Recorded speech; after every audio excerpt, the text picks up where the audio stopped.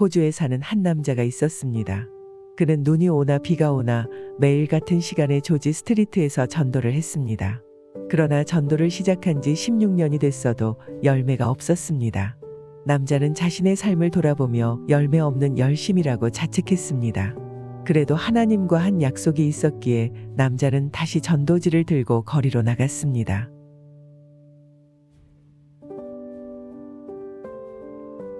담임 목사인 프랜시스 딕슨 목사는 예배를 마치고 새 신자인 피터에게 간증을 부탁했습니다.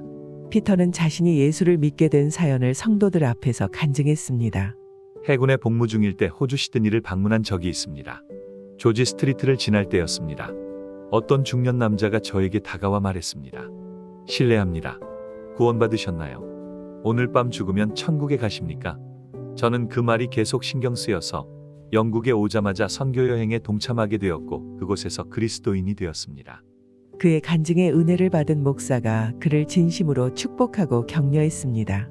그 일이 있고 얼마 후 교회에서 청년 모임이 있었습니다. 그 자리에서 이언이라는 사내가 자신의 간증을 나누었습니다. 제가 해군에 복무할 때 구남이 시드니에 정박하게 되어 휴가를 얻었습니다.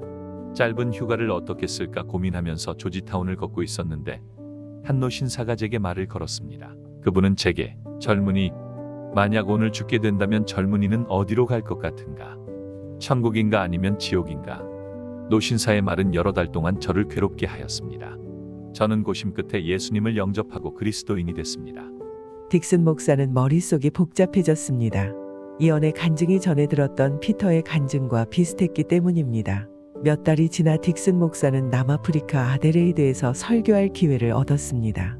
그는 그 자리에서 피터와 이언이 호주 조지타운에서 만난 익명의 전도자에 대해 설교했습니다.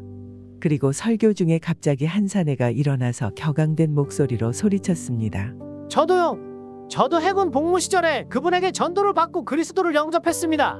사내의 이름은 노리스 제프였습니다.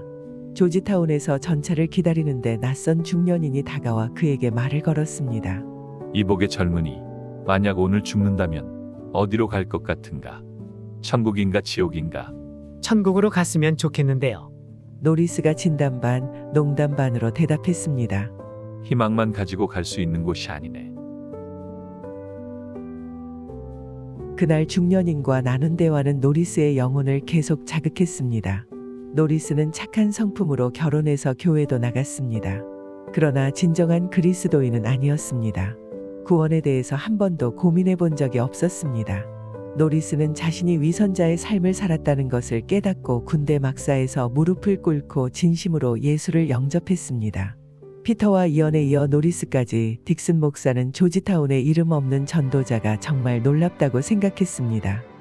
그러나 그의 놀람은 시작에 불과했습니다.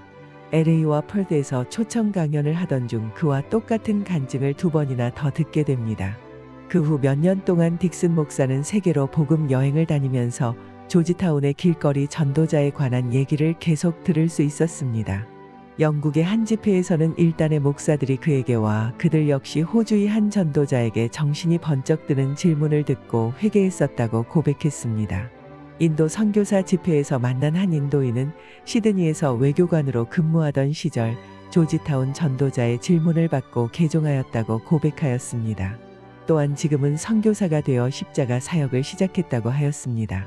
자메이카 선교사 협회에서 만난 몇몇 선교사 부부는 수년 전 조지타운에서 만난 전도자로 인해 그리스도 앞에 나오게 되었다고 고백했습니다. 미 해군 군목협회에 소속된 군목 역시 조지타운의 전도자의 말에 사로잡혀 그리스도를 영접했다고 말했습니다. 세계를 돌며 놀라운 간증을 들은 딕슨 목사는 조지타운의 전도자가 누군지 더욱 궁금해졌습니다. 그러던 중에 호주에서 강연할 기회가 생겼습니다. 마침내 시드니에 도착한 딕슨 목사는 강연을 마치자마자 조지타운의 전도자를 수소문하였습니다. 전도자의 이름은 프랭크 제너였습니다. 도시 외곽에 보잘것없고 누추한 집에서 살고 있었습니다. 다 쓰러져가는 그의 집을 보면서 딕슨 목사는 자기도 모르게 겸손해지는 것을 느꼈습니다. 프랭크 제너는 딕슨 목사의 얘기를 듣고 아이처럼 엉엉 울었습니다. 16년 동안 노방전도를 했지만 전도의 결과에 대한 보고를 들은 것은 이번이 처음이라며 눈물을 감추지 못했습니다. 프랭크는 선원 생활을 하던 중 도박에 중독되어 방탕하게 살았습니다. 그러던 중 1937년에 예수를 영접하고 새 사람이 될 수 있었습니다. 그는 하나님께 감사한 마음으로 매일 10명의 사람에게 예수를 전하겠다고 서원하고 파킨슨병이 발병하기 전까지 28년 동안 노방전도를 했습니다. 하지만 당신으로 인해 예수님을 믿게 되었다고 말해주는 이는 아무도 없었습니다. 그도 사람이었기에 내심 낙심할 때도 있었을 겁니다. 그래도 프랭크는 하나님과의 약속을 지키기 위해 거리로 나가 전도했습니다. 프랭크는 몰랐지만 그가 뿌린 말씀의 씨앗은 세계 곳곳에서 열매를 맺고 있었습니다.